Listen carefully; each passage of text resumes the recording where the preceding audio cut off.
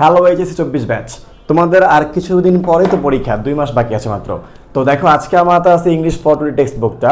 তো এই বুক থেকে আমরা টেক্সট বুকের প্যাসেজ সাজেশন দিলাম এখানে আজকে, যেগুলো very very important for your exam.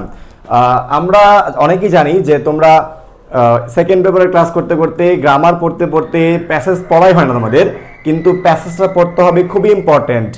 এই যে এইচএসসি শেষ করবা, এরপরে অ্যাডমিশন টেস্ট আসবে, তখন বুঝবে কত ইম্পর্টেন্ট। এবং আজকে আমরা যেটা করবো সেটা হচ্ছে, অনেকেই আমাকে প্রশ্ন করছিল স্যার সাজেশন কি হতে পারে, টেক্সট বুক থেকে প্যাসেজ সাজেশন দিচ্ছি আজকে। দেখো আমরা যেগুলো ইম্পর্টেন্ট, আমি সবগুলো লিখে রাখছি, MCQ, short question, flowchart, summary, প্রত্যেকটার জন্যই আমি লিখে রেখেছি যে কোনটা কোনটা ভেরি ভেরি ইম্পর্টেন্ট।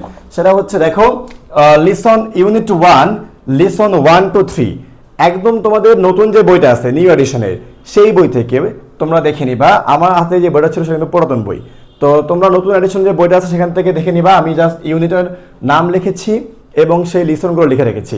তো ইউনিট 1 লিসন 1 to 3, এখান থেকে তিনটাই পড়তে হবে। Unit 2 lesson 1 to 3, unit 3 lesson 1 to 3, unit 4 lesson 1 5, unit 5 lesson 1 3, unit 6 lesson 1 to 4 5, 1 to 4 5, unit 7 থেকে যেটা পড়বা লিসন 3, 1 to বাদ, lesson 3 4 5, unit 8 lesson 4, unit 11 lesson 1 2। তো এই যে প্যাসেজগুলো দিলাম, এখানে মোট 23টা প্যাসেজ আছে।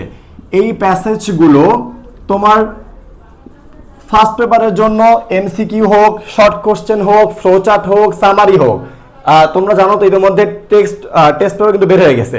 তো টেস্ট পেপার অ্যানালাইসিস থেকে শুরু করে বিগত বছরের বোর্ড কোশ্চেন থেকে শুরু করে সবকিছু অ্যানালাইসিস করে এই যে সাজেশনগুলো আমরা সাজিয়েছি, সেটা হচ্ছে MCQ, short question, flowchart, summary, এই 23টা প্যাসেজের মধ্যে ভেরি ভেরি ইম্পর্টেন্ট। এইগুলোর মধ্যে তোমার প্রশ্ন আসবেই, ইনশাল্লাহ তুমি 100% কম পাবা।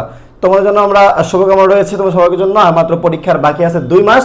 তোমরা খুব ভালোভাবে এই প্যাসেজগুলো বারবার পড়বা, প্র্যাকটিস করবা, এবং সমস্যা হলে আমাকে অবশ্যই নক করবা। আসসালামু আলাইকুম, ধন্যবাদ সবাইকে।